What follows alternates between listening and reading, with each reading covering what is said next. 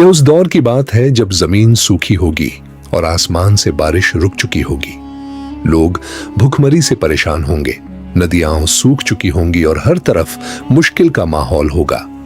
ऐसे कठिन समय में एक बड़ा फितना सामने आएगा जिसे दज्जाल कहा गया है।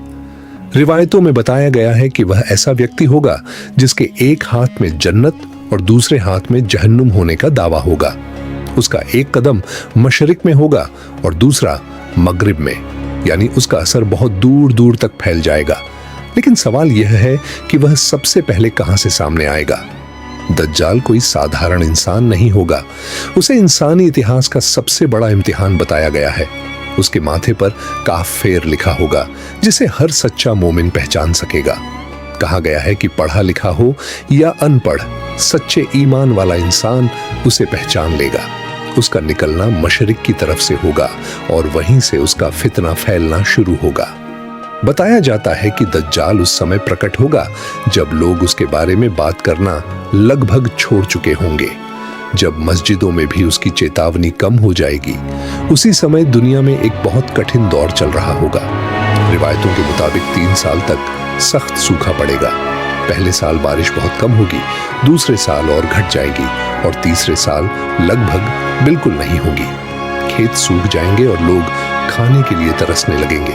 ऐसे हालात में दज्जाल सामने आएगा और खुद को लोगों का मददगार बताने लगेगा।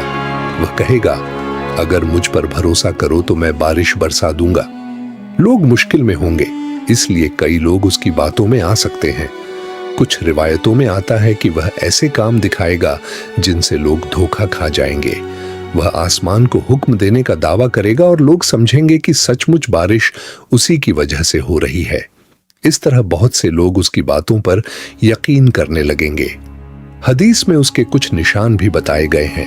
वह जवान होगा, उसके बाल घुंघराले होंगे और उसकी एक आंख उभरी हुई होगी जैसे फूला हुआ अंगूर। वह एक आंख से काना होगा। वहीं यह भी याद दिलाया गया है कि अल्लाह ऐसा नहीं है। उसकी रफ्तार बहुत तेज बताई गई है, जैसे तेज हवा बादलों को उड़ा कर ले जाती है। कहा गया है कि वह एक खास सवारी पर होगा और बहुत तेजी से अलग अलग इलाकों में पहुंचेगा। वह कई शहरों में जाएगा और लोगों को अपने झूठे दावों से प्रभावित करने की कोशिश करेगा।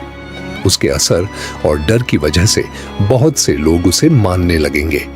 उस समय हालात ऐसे होंगे कि उसका मुकाबला करना आसान नहीं होगा। लेकिन जिन लोगों के दिलों में सच्चा और मजबूत ईमान होगा, वे उसके धोखे में नहीं आएंगे। वही लोग इस बड़े इम्तिहान में डटे रहेंगे। जब यह बड़ा फितना सामने आएगा, तब भी 2 शहर ऐसे होंगे जहां उसका प्रवेश संभव नहीं होगा। मस्जिद अल हराम वाले शहर मक्का और अल मस्जिद अन नबावी वाला शहर मदीना। रिवायतों में बताया गया है कि इन दोनों पवित्र स्थानों की हिफाजत फरिश्ते करेंगे, इसलिए दज्जाल वहां दाखिल नहीं हो सकेगा। कहा जाता है कि जब वह मदीना के करीब पहुंचेगा तो शहर के बाहर ही रुक जाएगा। उसी समय जमीन 3 बार जोर से हिलेगी। उस माहौल में जो लोग दिल से सच्चे नहीं होंगे, वे घबराकर शहर से बाहर निकल सकते हैं और उसके पास चले जाएंगे। दज्जाल दूर से मदीना की तरफ देखकर एक सफेद इमारत की ओर इशारा करेगा। वह दरअसल अल मस्जिद अन नबवी होगी, वही मस्जिद जो हमारे नबी मोहम्मद से जुड़ी है।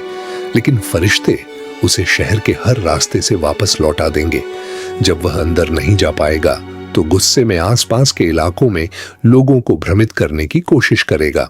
जिन जगहों को हरम की सुरक्षा हासिल नहीं होगी, वहां वह पहुंचने की कोशिश करेगा।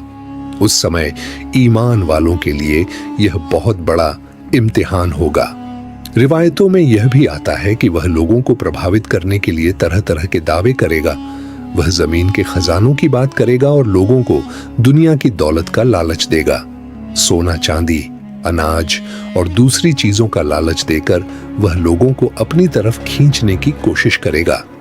कभी वह खाने पीने की चीजों का ढेर दिखाकर लोगों को अपने साथ जोड़ने की कोशिश करेगा। कभी वह ऐसी चीजें दिखाएगा जो जन्नत जैसी लगे और कुछ ऐसी जो आग जैसी दिखे, लेकिन असलियत इससे अलग होगी। इसलिए लोगों को सावधान रहने की ताकीद की गई है। बताया गया है कि वह लोगों को तरह तरह के लालच देकर गुमराह करने की कोशिश करेगा। कभी दौलत का, कभी पानी और खाने का और कभी आराम की जिंदगी का। बहुत से लोग इन चीजों से प्रभावित हो सकते हैं। रिवायतों में यह भी मिलता है कि उस दौर में कुछ बड़े समूह उसके साथ खड़े दिखाई देंगे। फितना इतना सख्त होगा कि लोग अपने घर वालों को भी समझाते रहेंगे कि वे उसके धोखे में न आए। दज्जाल का यह दौर बहुत लंबा नहीं होगा। कहा गया है कि वह दुनिया में कुल 40 दिन रहेगा, लेकिन उन दिनों का अंदाज अलग होगा। पहला दिन बहुत लंबा महसूस होगा, दूसरा उससे छोटा, तीसरा उससे भी कम और बाकी दिन सामान्य दिनों जैसे होंगे। उस समय हालात इतने कठिन होंगे कि हर तरफ उसी की चर्चा होगी। लोग सुरक्षित जगहों की तलाश करेंगे, पहाड़ों या दूर इलाकों में पनाह लेने की कोशिश करेंगे। इन्हीं हालात के बीच एक सच्चा और बहादुर मोमिन आगे बढ़ेगा, जो उस झूठे दावे करने वाले व्यक्ति का सामना करने की हिम्मत दिखाएगा। आखिरकार एक सच्चा मोमिन आगे बढ़ेगा। वह बिना डर के दज्जाल को खुलकर झूठा कहेगा और लोगों को सच बताने की कोशिश करेगा। दज्जाल उसे डराने और सजा देने की कोशिश करेगा, लेकिन वह मोमिन अपने ईमान पर अटल रहेगा। रिवायतों में आता है कि उस मोमिन की बहादुरी देखकर बहुत से लोगों को सच्चाई का एहसास होगा। लोग समझने लगेंगे कि दज्जाल के दावे सिर्फ धोखा है। इससे दज्जाल और ज्यादा गुस्से में आ जाएगा, क्योंकि उसे लगेगा कि अब भी कुछ लोग उसके झूठ को पहचान रहे हैं। उसी दौर में अल्लाह की मदद का एक बड़ा निशान सामने आएगा। जब मुसलमान फज्र की नमाज के लिए कतारें बना रहे होंगे, तब आसमान से एक खास घटना होगी। बताया जाता है कि ईसा इब्न मरियम यानी हजरत ईसा अलैहिस्सलाम का नुज़ुल होगा। रिवायतों के मुताबिक वे दमास्कस में एक मस्जिद के सफेद मीनार के पास उतरेंगे। उस समय उनके साथ फरिश्ते होंगे और उनके आने से लोगों के दिलों में उम्मीद और हिम्मत पैदा होगी।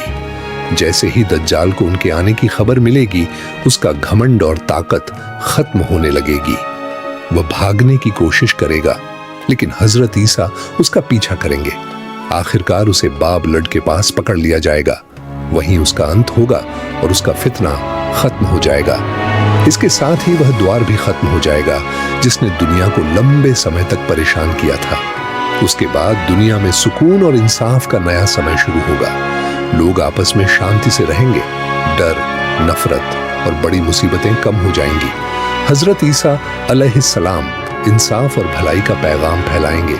लोग एक दूसरे के साथ बेहतर व्यवहार करेंगे और समाज में अमन कायम होगा। इस तरह आखिरकार सच्चाई की जीत होगी और दुनिया को एक नया सुकून भरा दौर देखने को मिलेगा।